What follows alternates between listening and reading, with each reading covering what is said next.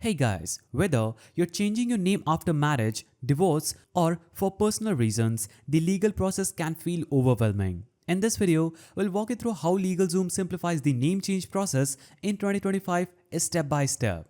So, LegalZoom supports adult name changes in most US states. This applies whether you're changing your first, last, or full name. If you're changing a minor's name or your gender marker, LegalZoom may not handle that directly, but they will tell you upfront. Go to the name change section on LegalZoom, or you can click on search icon and search for name change. Hit enter. Here, click on legal name change under services, and here you can see it's coming soon, the legal name change. It will start at $299 per month. So, the platform tailors the forms to match your location's requirements since every state has its own code procedures. You will answer a guided questionnaire that will have no legal terms to decode.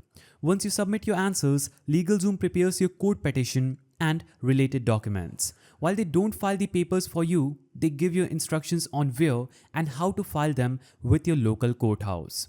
Some states require a court hearing for name changes. LegalZoom provides a checklist to help you prepare what documents to bring, what to say, and how to respond to common questions. You will feel a lot more confident walking into that room. Many states require you to publish your name change in a local newspaper, while LegalZoom explains exactly how to do this or how to file a waiver if your state allows it.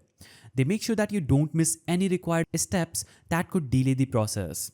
LegalZoom doesn't just hand you a form, they guide you through the paperwork, helping you meet court rules and prep you for the hearing. While you still need to handle the court filing and the fee yourself, the process is far less stressful with their help. So, if you want a smooth name change in 2025, LegalZoom's step-by-step support makes it easier than ever to get it done legally and correctly.